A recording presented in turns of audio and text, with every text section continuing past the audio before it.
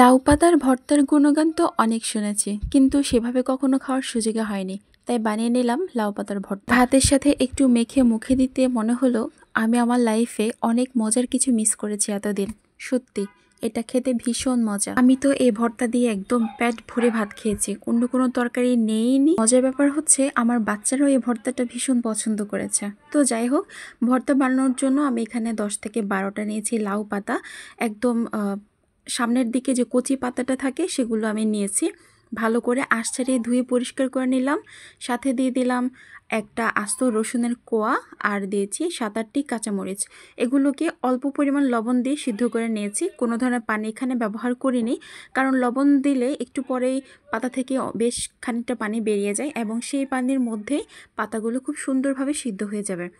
পাতাগুলো থেকে পানি বের হয়ে যখন পুরোপুরি সিদ্ধ হয়ে যাবে, তখন আমি নেড়ে চেড়ে পাতার মধ্যে থাকা যে এক্সেস পানিটুকু আছে সে পানিটুকু শুকিয়ে নেব।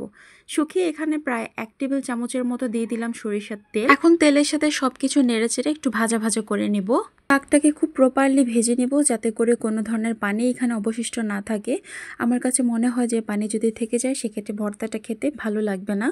আপনারাও চেষ্টা করবেন ভর্তার মধ্যে থাকা, শাকের মধ্যে থাকা সবগুলো পানি শুকিয়ে নিতে। সবগুলো শাক সুন্দরভাবে ভাজা হয়ে গিয়েছে, এটা উঠিয়ে নিয়েছি। এরপর প্যানের মধ্যে আরেক টেবিল চামচ সরিষার তেল দিয়ে 1 পিস মাছ আমি এখানে ভেজে নিচ্ছি, যেটা লবণ এবং হলুদ দিয়ে মেখে রেখেছিলাম।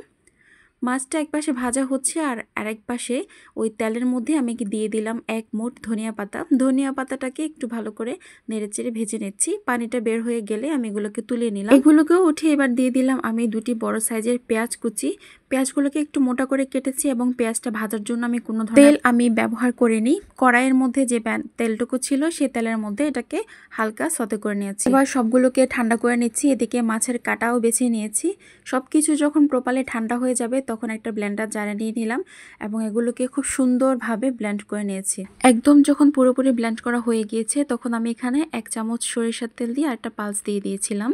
ব্যাস তৈরি হয়ে গিয়েছে আমার লাউ পাতার ভর্তা। এবার এই ভর্তাগুলোকে আমি একটা বাটিতে নিয়ে নিচ্ছি। ভর্তা খেতে আমরা সবাই কম বেশি পছন্দ করি, তবে ব্যস্ততার জন্য হয়তো আমরা অনেকেই ভর্তা প্রতিদিন বানিয়ে খেতে পারি না। তবে আপনারা যদি চান যে একদিন বানিয়ে 2-3 দিন রেখে খাবেন, সেক্ষেত্রে আপনারা এখানে একটা কাজ করতে পারেন। সেটা হচ্ছে এই যে আমি সব কিছু একসাথে ব্লেন্ড করে নিলাম না, এরপর হচ্ছে এটা আপনারা একটু সরিষার তেলের মধ্যে এটাকে একটু ভাজা ভাজা করে নেবেন। একদম টাইট ফিট যখন হয়ে যাবে, অনেকটা আঠালো যখন হয়ে যাবে, তখন আপনারা এটাকে নামিয়ে আপনারা 2 থেকে 3 দিন ফ্রিজে রেখে এটাকে খেতে পারবেন। তুমি নষ্ট হবে না এবং ভেজে নেওয়ার কারণে এটা অনেক ভালো থাকবে। আর যেহেতু আমি এটাকে রাখবো না, আজকে খেয়ে ফেলবো, সেজন্য আমি আর ভাজিনি। তবে হ্যাঁ, যদি আপনারা সংরক্ষণ করতে চান 2-3 দিন ধরে, সেক্ষেত্রে বারবার আপনারা তেল না দিয়ে একবার ভাজার সময় তেলটা দিয়ে দিতে পারেন।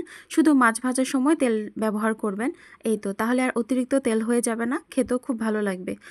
আর আমি তো অপেক্ষায় করতে পারলাম না, গরম ভাত নিয়ে বসে পড়লাম। বিশ্বাস করুন, ভর্তাটা খেতে এত বেশি মজা লাগছিল যে মনে হচ্ছিল যে আমি কেন এত কম বানালাম, আর একটু বেশি বানালেই ভালো হতো। সত্যি এই ভর্তার প্রেমে পড়ে গিয়েছি। একটা পাতার ভর্তা কিভাবে এতটা মজা হতে পারে আমার জানা ছিল না। তো আমার লাউ পাতার ভর্তা আপনাদের কাছে আজকে কেমন লেগেছে অবশ্যই কমেন্ট করে জানাবেন। ভালো লাগলে আমার পেজটি ফলো দিতে ভুলবেন না। আজকের মতো বিদায়, আল্লাহ হাফেজ।